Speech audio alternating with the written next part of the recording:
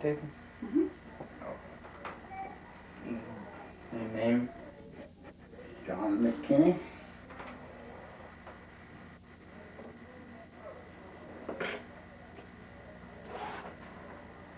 Age? 69. 70.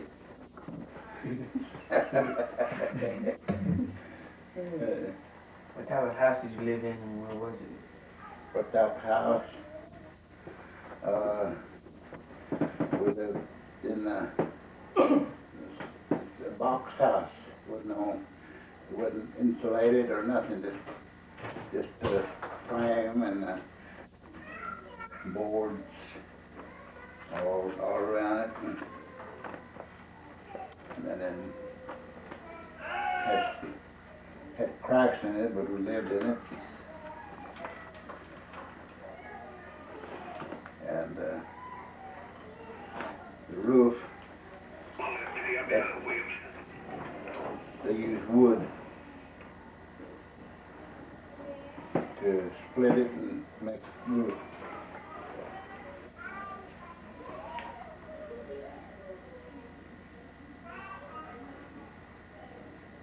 And where was it? Well, it's about three different places. One at Philadelphia Church.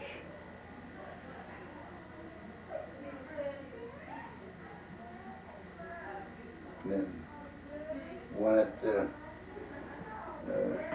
Goodwater Community, where my grandma used to live.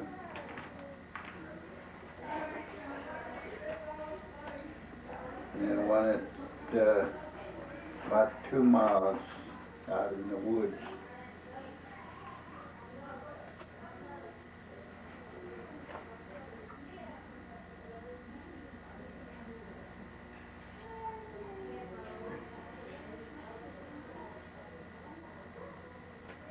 What kind of food did you raise or buy? Well, time I was growing up, but I didn't raise no food. But my grandma and mother and them used to raise garden.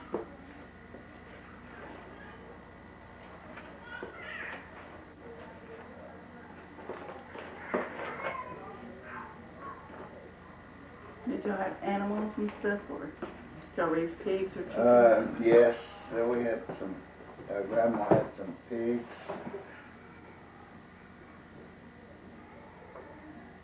Cow. They go to poultry. Chickens, stuff. What would that be?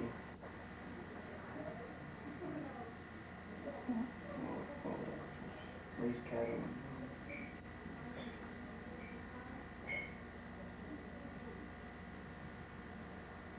You can write all that down from the tape.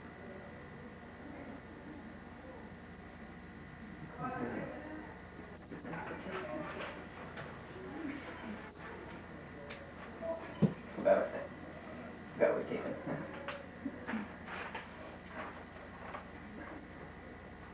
Did you make clothing or shoes? At that time, we couldn't buy any shoes or clothing, but they had a what do you call it, Indian agent or somewhere in Idabel. We used to come over there and they furnished us shoes, socks, clothing.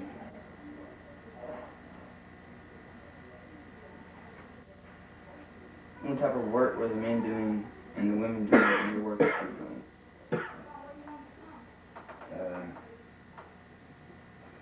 I mean, my dad, you know what kind of work he was doing. He was working WPA back then, working on the road. And mother, she stayed home, take care of the house.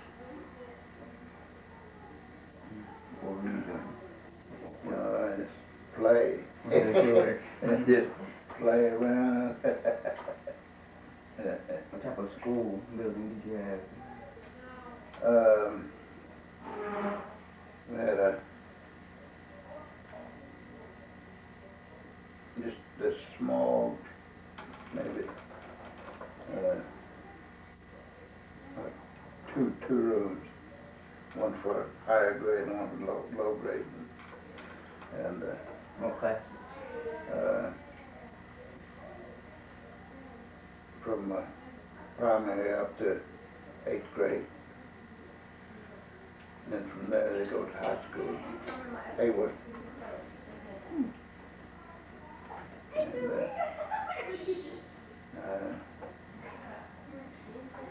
we used to live in Philadelphia and walk through the woods, and boys, brothers, probably about 2 miles. Walk through the woods, come to school every day, and grandma used to, mother used to fix us dinner to carry because we couldn't afford to buy dinner.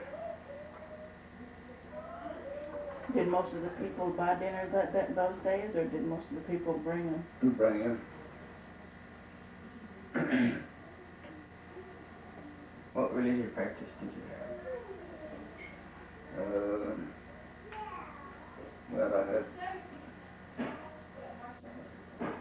teaching the mother gave me really. It's a short catechism. We studied that catechism every Sunday. So you had it at home on Sundays? Yeah, So we live out there, the church ground.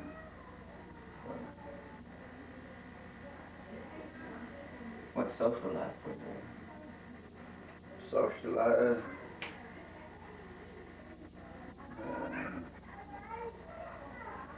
I don't know back then. What amusement did you have? Games?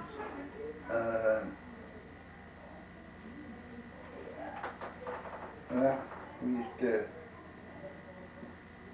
play, I guess, what you call softball, or we'd roll a ball of rag, tie it up, play at night. And at school, I played basketball, but we didn't have no gym, so we had to outside. We used to travel on wagon. Well, loaded up on a wagon and Go play other school? another school. Yeah. Did you have any traditions or customs? Tradition. What tradition is that? I think they're talking about like what your dad did. And Around the household, I think. Was there any tradition in the family? Well, my dad used to be a mechanic. Is that what? What is that? yeah, whatever he taught his kids and stuff, music and stuff too. And he used to be a musician too, but I never did it, I guess. But what I learned mechanic after I got too old for school. Yeah. Back then, when you changed school before school turned out, they used to set you back in the grade. And every time I go to another school, I'd be set back. So I stayed second and third all the way. So I got about 13 years old. I had to go to work then. Hmm. As a mechanic. When you were 13? Mhm. What kind of doctor did you have? A doctor? Yeah. Well, we had some, I guess what you call her, doctor. My grandma, she used to treat us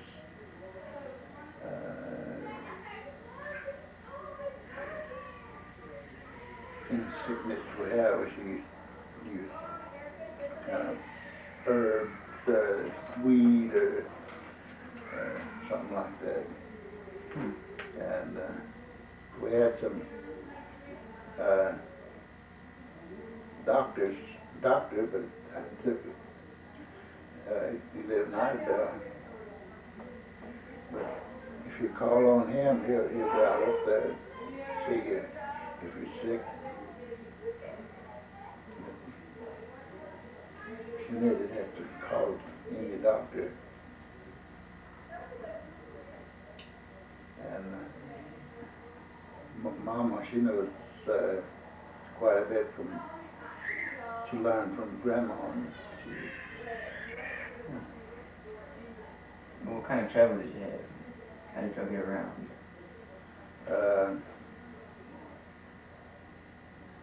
Well, we really didn't have any, unless people, you know, have another car loan us, we'd use it. But most of the time we walked.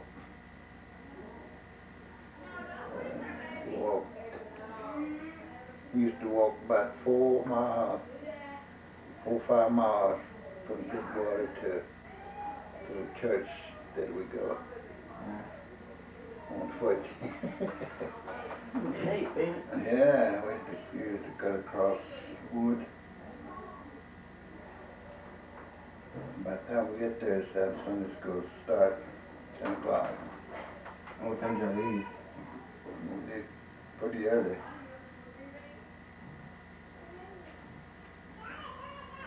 I don't know just what time, but early enough to walk 4 miles. That's it. That's all the questions. Uh, That's all the questions. Oh. Thank you. Tell the story about your biscuit fell out of your desk. Oh, when I was going to school, Mother used to fix us flatbread and dry soft meat. She cut it and then put it in between and wrap it up with the newspaper. And I know. Paper towel. Yeah, paper towel and everything. And I was sitting there and it had a little drawer like, I mean, you put your stuff in. And some way it fell out. And biscuit rolling down. Back then, everybody was probably gonna fight for it. Yeah. So what did you drink? Did you drink water or milk or? Water.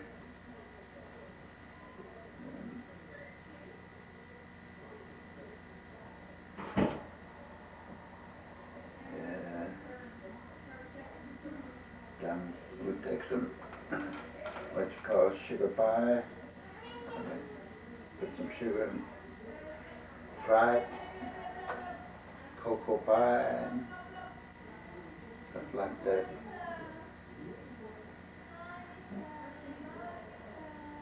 Yeah. How many of y'all walked to school together? Oh. Well, I used to maybe, I don't know Josiah Amos and I, we all used to walk together.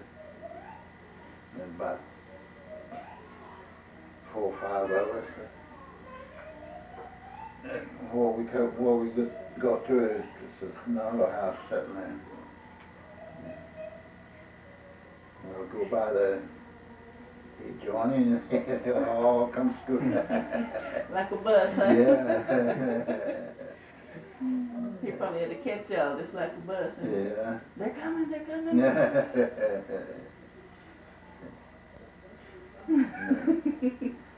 We did the same thing coming back. They always come in, but just drop them off. Yeah.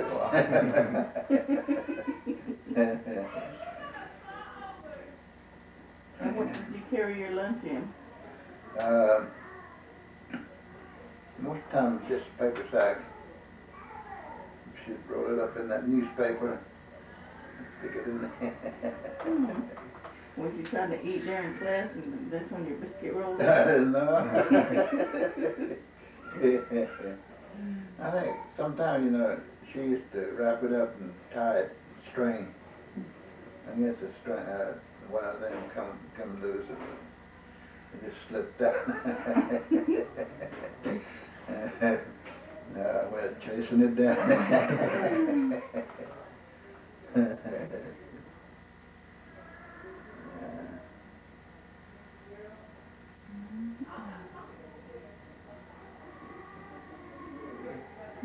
Interview grandma.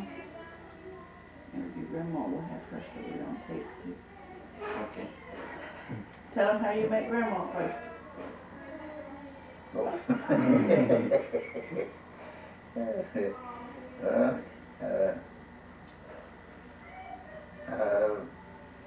I've seen her at Philadelphia church, and I remember what kind of coat she wore. Had like a ribbon back there, striped ribbon. On his eyes. And then I seen her at St. Matthew.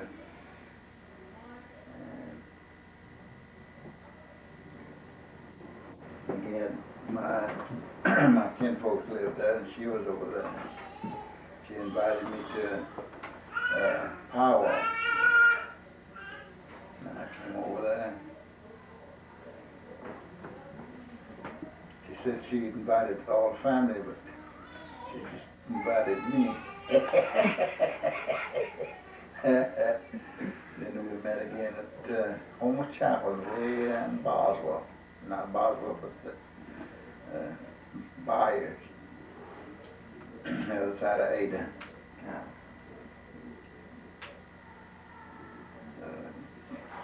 We just live about 2 miles across the river. But we had to go way around there.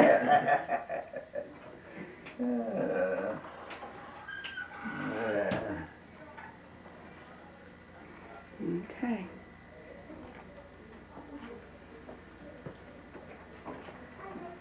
What's your name? Say your name. My name is Julia Billy McKinney.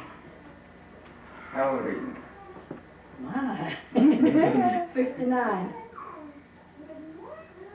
What type of house did you live in when you were my age? When I was what? My age. I lived in a 4-room house without any plumbing, no electricity or no indoor plumbing. And what was this house? It's about 10 miles southeast of Broken Bow, on my grandfather's property. What kind of food did you raise or buy? Oh. My grandfather raised everything, so the only things that we bought were staple goods like flour, sugar, and coffee, and shortening. That's the only thing that was bought. The others we had because my grandfather raised all of it. And did you buy or make clothing, shoes? My mother did most of my sewing when I was growing up. I bought some dresses and skirts, but mostly homemade. What type of work were the men doing? Most mostly farmers, or they were raising their own crops and then working at a sawmill, Derrick's Lumber Company. What were the women doing? Mostly staying home. Mostly staying home. What were you doing at the time? What was I doing? Yeah, what work? Were you working? I wasn't working at the time. I was in school, and that was it. I was at home or either I was in school. But I didn't like Saturday because we had to cut wood every Saturday. Heater wood and wintertime heater wood. And I'd have my mother cut down 3 trees all week long. She'll cut it up, and then Saturdays we had to put it on a sled drawn by a horse, and I'd sit on top of it and we'd take it to the house, and that was every Saturday. And I don't know why I did it, because I had my uncles there, but it was my mother and I that did get all the stove wood and heater wood. I think that was kind of like old Choctaw ways, ain't it? Women do the work at the house. I guess. Sure wouldn't be like that today, Mom. What type of school building did you go to? It was a wooden building. The first school that I went to, South Ward, and it had probably about 6 rooms or something like that. That was first time I went to school. Well, they had outdoor restroom, toilets, and it was away from the building, from here to about the church, I guess. Distant from this house to the church. What classes were They had, I think it was from 1st to the 6th, but it was doubled up. And what about your first grade experience? Was it first grade? First time I went to school, Choctaw was spoken at home, and I didn't know any English at all, not even one word. And I remember my mother taking me to school, and I don't know, I guess she told them what bus I was going to ride, because they put me on the bus. But after she left that day, I ran off to the restroom with the other girls. When I come back, she was gone. Teacher talked to me, and I didn't understand a word that they were saying. And I remember back then I used to have pigtails, and I was standing there, and when I closed my eyes, I still can see that little Choctaw girl standing there crying, because I didn't know what they said to me when they were talking to me. And there was one Choctaw lady that was a school teacher, and she never helped me out. I had to do it on my own. I stayed in first grade 2 years because I didn't know any English at all. So, but I can see that little girl standing there crying, and they put me on a bus, and I guess they knew where I was supposed to get out. So somebody made you go to school? My mother took me and enrolled me, I guess, and she didn't know English that well either, and so, but I guess she communicated well enough that she can enroll me in school. And everything was spoken in Choctaw at home, so I didn't know any English at all. Did you have any religious practices at the house? My grandpa, we lived with my grandpa, and every mealtime prayers were always said, and he'd had devotional, because as a kid, when you're just ready to eat when they say meal's ready, but it seems like he took forever. He would start reading scriptures, and then I guess it must have been a devotional. He'd talk about the Bible, and then he'd finally say a prayer. And that prayer was the longest prayer. When he started praying, he prayed for each of his children. He always prayed for each of his children. And evening times, he was always spent. Daytime and summertime, he was a farmer. He grew crops. But in evening, it was spent at this corner of the living room where he had all his books, manual typewriter, and he had a lot of sermons. that I wished I kept. Just, you know, just to say that I had. And he had a lot of commentaries and some Bibles. And I was just a kid when, after he passed away, well, they put it in this old storage building, and that house wasn't very good, so through the rain and stuff, it destroyed all his books. And when I think back about it, I wish, you know, I had sense enough to put it up. And his desk, I wished I kept. He used to, the other grandkids can tell you that Grandpa used purple ink. There's a fountain pen, and then there was a purple ink that he used. I don't know why the purple ink stands out, but that's what he used. It wasn't black or blue, but it was purple. And he used to have a little notebook, got so big, and he'd have a lot of sermons. He had a lot of those all lined up at his desk. It was probably about 20, 30.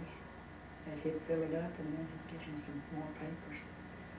And I remember doing that. That must be where you get all your writing stuff down. I guess. You do the same thing. Mm-hmm. That's what he was doing. Mm-hmm.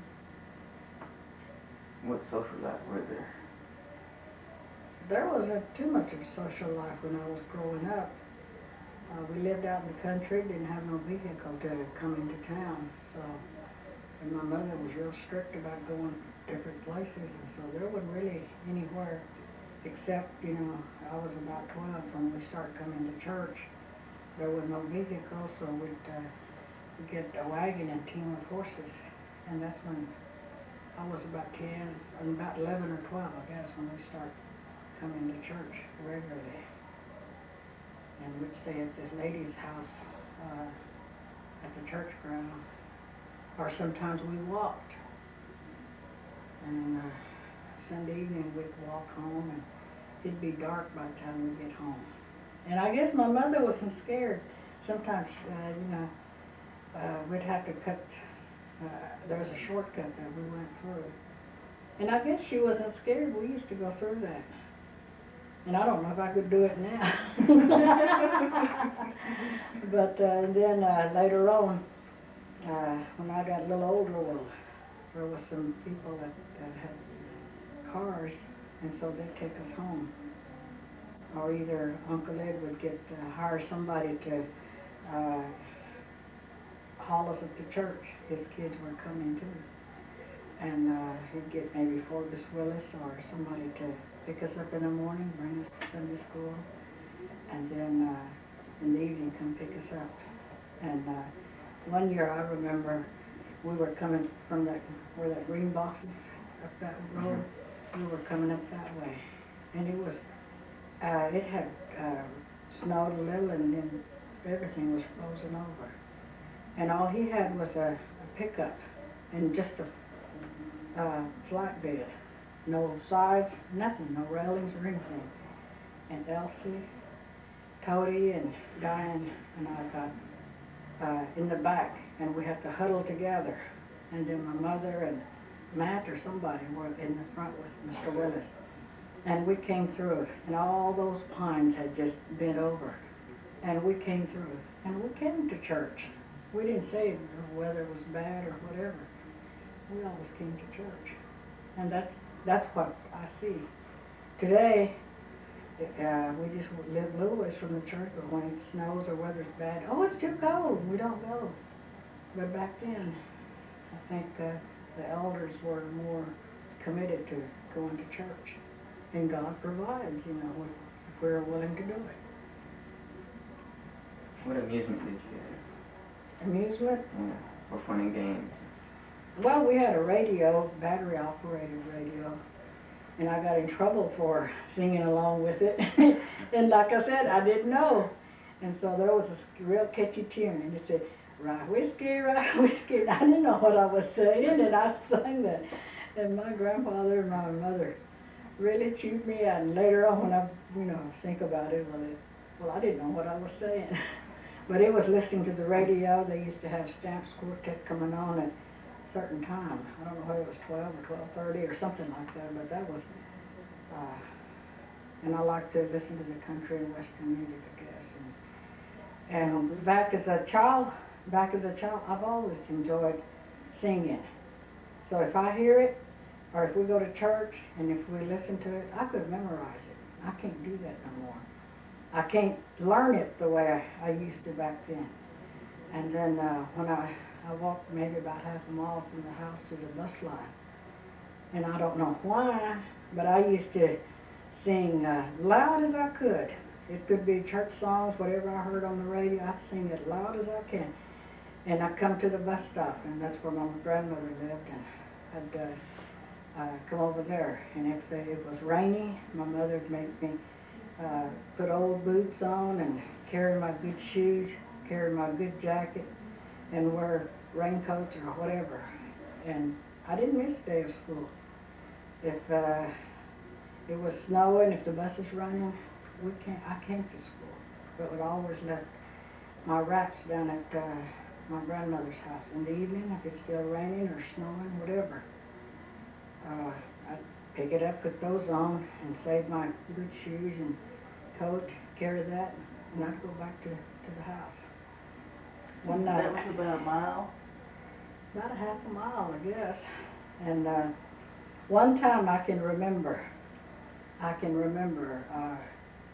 there were a lot of floodings. Every time we have rain, there's some areas that it flooded.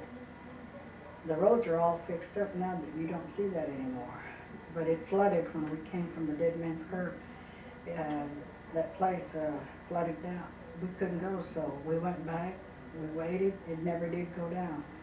And I remember the bus driver took us back and got on the Deep Queen Highway and at the Tyner Road, where the Joneses lived. We went that route, and it was about 8:30.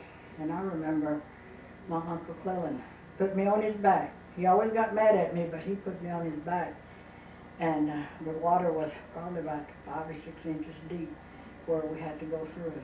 And after we got off the bus, and well, he just splashed all the way through, but it was about 8:30 before we got home. But that was just that one time that I remember that it flooded. I mean, it flooded all the time, but the water usually goes down. But that particular time, it didn't go down. So here, my uncle always picked on me, but I guess he must have cared for me. He wouldn't let me walk. I said, I can walk in that water, and he wouldn't let me. He said, no, you get on my back, and I'm going to carry you over. So until we got on the other side. Did you have any traditions or customs in the house? Traditions? I guess after I got older and we started coming to church, everything was centered around the church, and it was like church camping and church singing and participating in that, and then church offices.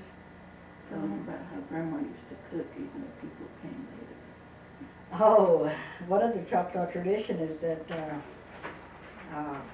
when you have a visitor at night, no matter what time it is, even if they've eaten, you'd get up and you'd cook you'd serve them coffee or whatever drinks you had. You had Kool-Aid, or if you had pop, whatever it is, you give them something to drink, and then while you're talking, you just get in the kitchen, and I used to see my mother start cooking, and she'll have a complete meal. And I saw her do that all the time, and nowadays we don't do that. We just think, well, what are they here for? What are they here for? And then another person that was like that was Aunt Juanita. She was always like that. She would be busy when you go to visit her. Even if you just had a meal and went down there, she'll get in the kitchen, she'll be making banaha. She wouldn't wrap it up in the shuck, but she would just make a ball, put it in the boiling water. She had some hog meat, she'll start cooking it. And while she's talking, she'll be frying potatoes or boiling, and pretty soon she'll say, let's sit down and eat. When you went to their house, you didn't come back unless you ate. And my mother said that a lot of kinfolks, when they came to the house, my grandpa was a farmer, and so a lot of the kinfolks used to come to the house. And they said, Uncle Simon, can we have some potatoes? Can we have some flour? Or some fresh beans, whatever we had. Can you help us? Can you give us some of that? And he'd say, if there's any, give it to them. And my mother used to give them some food. Or we'd have some families just come over and stay with us 2-3 days, or maybe a week at a time, because they didn't have any groceries at home. And my mother would cook for everybody. And like in summertime, she said that she'll cook in that black pot. She'll get some fresh peas. She'll cook it, and in that black pot, it'd be about half full. And she'd make about 3 big pans of biscuit. And she'll feed everybody. She'll feed everybody. And she said that she got real skinny because she was cooking for everybody. And I said, if I was cooking it, I'd make sure I got me a biscuit and some meat or something to go with it. But Choctaw tradition has always been like, if you have company, they eat first and you eat last. And so I guess she kept that tradition. You feed everybody, you eat what's left. And so it was always like that.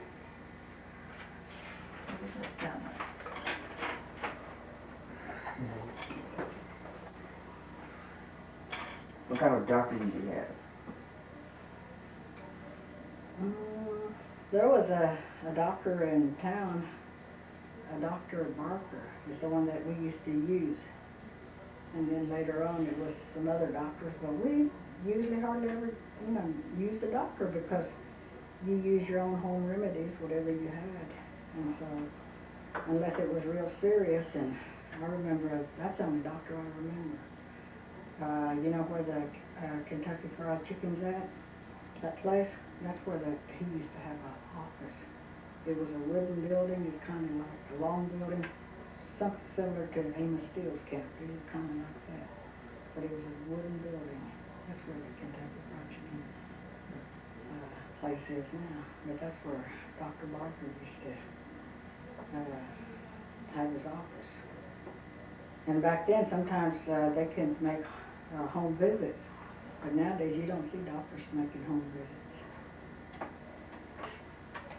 What travel did y'all have? How did y'all get around? What travel? It'd be by wagon coming to church, and then later on, Uncle Ed got him a car, and he was able to take us around. But when I was real young, say about until I was about 10, my grandpa was alive. Anything he wanted done, it was by wagon. Sometimes he'll come. He's coming to town, and I keep saying, Grandpa, I want to go with you. I want to go with you. And then he'd turn around, and he'd have to unsaddle the horse and get the team ready and bring a wagon because I wanted to come with him. And that's where we came, got some groceries, whatever. And then later on, in my high school years, Uncle Ed had a car, bought a car, and so that was better. You didn't just run to town anytime you wanted to. You had to get everything. And we didn't have no refrigerator. You'd buy a block of ice, and you rack it up and put it in the wagon, bring it home. It don't last for you, but maybe a day.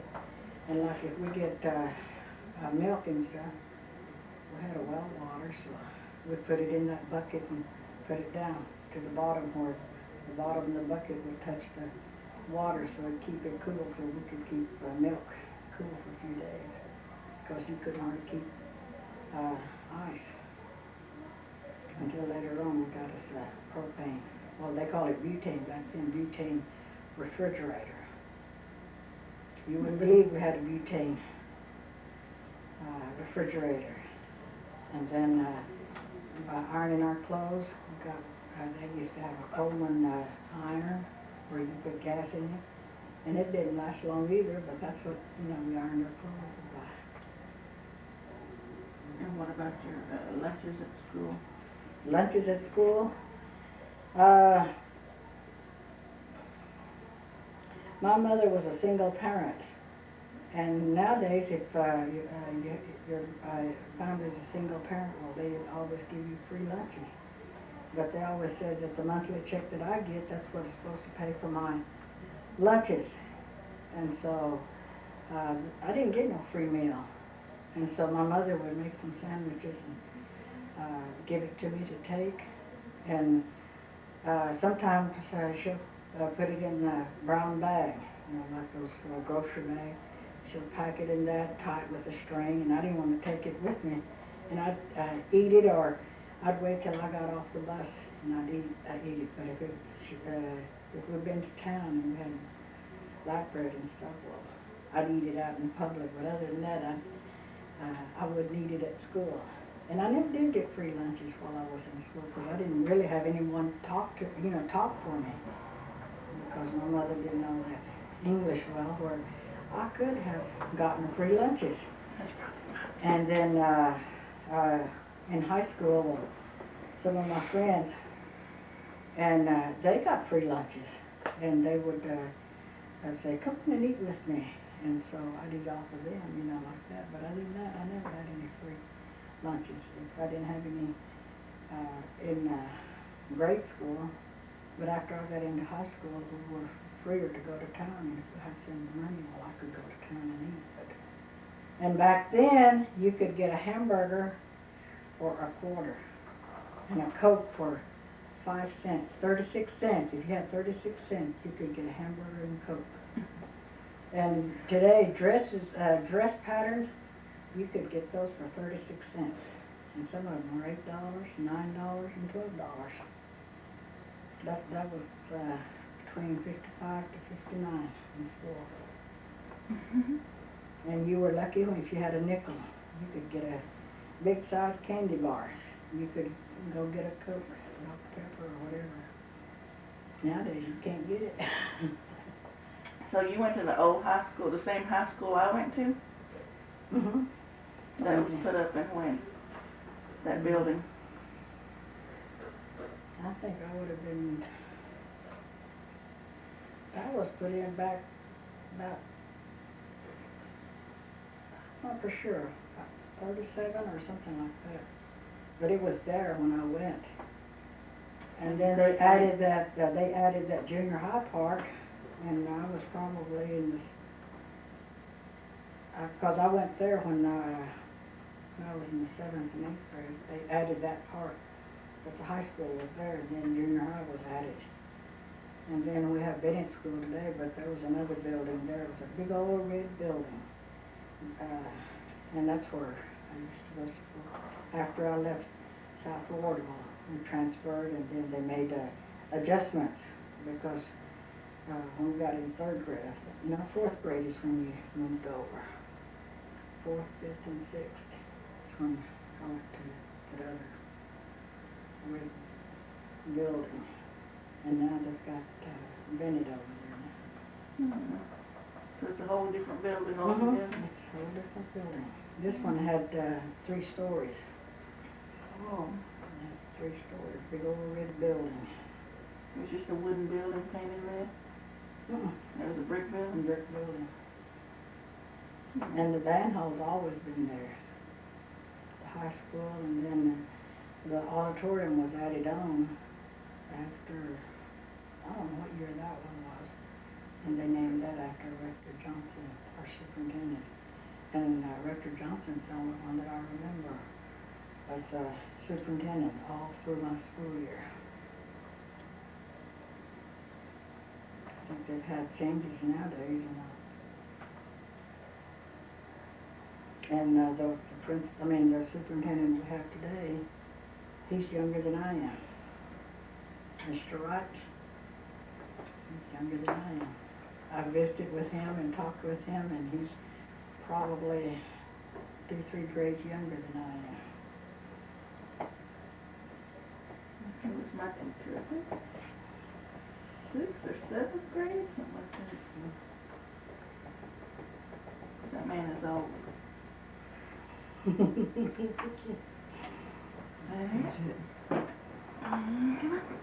Hey, Grandma, thank you, Grandpa.